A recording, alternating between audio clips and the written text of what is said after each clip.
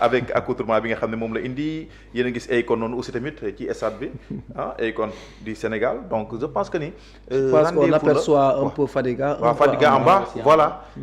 Fadiga il y a des légendes du football africain. c'est la CAN. c'est la CAN donc ñoom ñoo ko war a mën a taaral donc baax na ci trop et ku mel ni aussi tamit Akon te xam naa di ngeen am image bi noonu avec Abdoulaye Seck donc baax na pour que au moins lii am beneen visa bu muy wane ci Afrique foofu.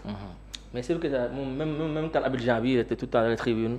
et man da nga ko yërëm parce que voilà. ça a été un grand joueur mais malheureusement dëkk sélection chaque fois. ça peine à passer les huitièmes ou les quarts. le Mali quand même bon c'est un peu dommage quoi parce que c'est un pays de football. moi j'ai vécu au Mali il y a beaucoup de jeunes qui sont talentueux.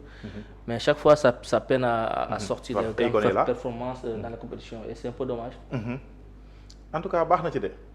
lii moom baax na waaw non ñi école Sénégal la secrétaire malien la donc CAN bi c'est l'Afrique ku ne da nga ñëw on a vu aussi l'autre fois Mbappé ñëw Tchouaméni des gens qui veulent une découverte de l'Afrique c'est bien pour l'image. Zidane est passé. Zidane voir son fils c'est bien pour l'image de la CAN et voilà. Ouais. En tout cas déjà ça promet et Sénégal est encore favori pour la deuxième période parce que dafay dem ñëwaat ak 11 alors que le Mali dafay ñëwaat ak 10 xaw ma ñoom naka la ñuy organiser waati seen milieu de terrain.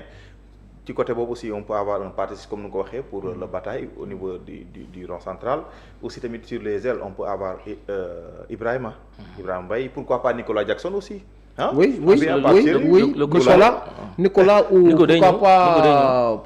pourquoi pas l'autre là qui Boulaye Dia et Pape Chérif qui a marqué 2 buts. Non, je pense que Nico mooy ñëw. Dans le jeu on voit que Diallo il a quelques lacunes. Comme instant bi le score déjà acquis à notre avantage on joue à 11 contre 10. Je pense que Nico bu ñëwee. je pense que Nico mooy ñëw sax mooy ñëw place Habib Diallo après voilà.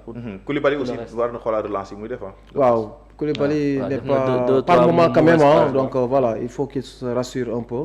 Qu'il rassure sa défense aussi à commencer aussi par le gardien. Donc en gros je pense que il faut faire des correctifs quand même dans ce sens et quelques réajustements sur le plan défensif surtout dans l'aspect défensif côté resserrement yi parce que il y a beaucoup d'espace il y a beaucoup d'intervalles entre Crépin ak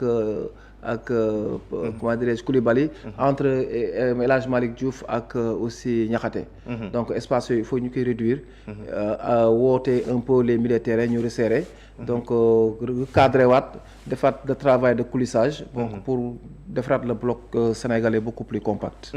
Iliman Ndiaye aussi bii bi dina ko remonter le moral wax nañ ko tout à l'heure parce que tamit c'est son premier but ci CAN bi nii même su fekkee xaaroon nañ ko trop gis nañ ne bi mu ñëwaatee suy def na benn affaire ci côté droite bi aussi il fait des débordements yoo xam ne ni c'est bénéfique pour l'équipe nationale du Sénégal David. Tout à fait donc Iliman vaut plus que ça soo xoolee ba léegi Iliman fi ñu ko doon xaar sax ci CAN bi yeggagu fa ba léegi parce que Iliman li mu ñu won ci éliminatoire yi donc moo ëpp rendement que léegi li muy wane ci CAN bi soo xoolee CAN bi sax waneegul boppam bu baax a baax mais Iliman à son jour il peut faire tout avec un ballon à lui seul il peut vraiment gagner une équipe donc je pense que mi ngi ñëw petit à petit avec ce but comme ni nga ko waxee dana ko may ay aile dana ko mën a gën a dugal aussi ci compétition bi mais quand même il reste quand même un leader technique dans cette équipe du Sénégal.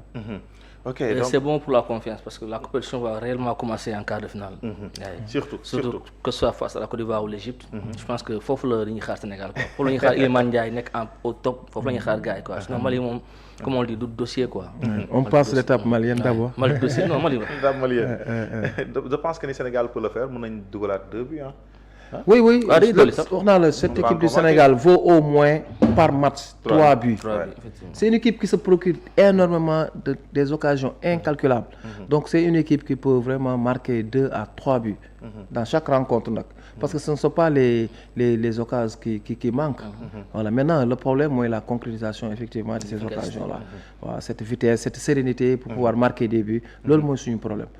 C'est le bémol en tout cas de cette équipe du Sénégal. Mais par contre c'est une équipe qui se procure, qui se crée des occasions, qui joue, qui cherche à jouer à la baballe.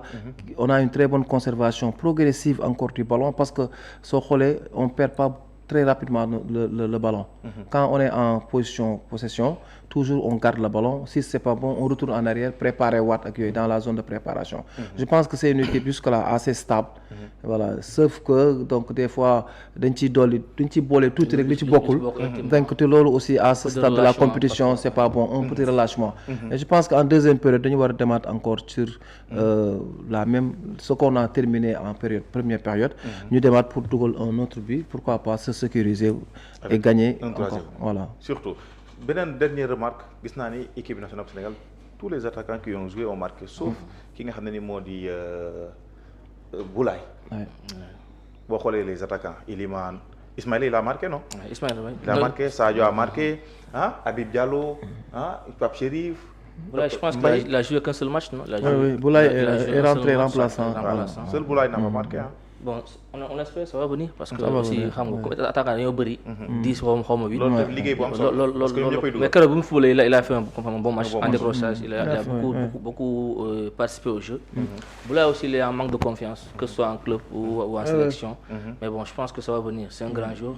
Il a joué à la Lazio, il a joué en France, donc ça va venir je pense. Effectivement donc David ñu dem cette année deuxième période dal di ñëwaat ci plateau bi. bu ñu demee ñëw fekk Sénégal. Dóor Mali bi ñu ñëw mën a jëlaat waa Tanger ak Cissés Nabou moom moo ñu fa teewal Ablaye Seck ñu dem dal di ñëwaat ci kanam tuuti.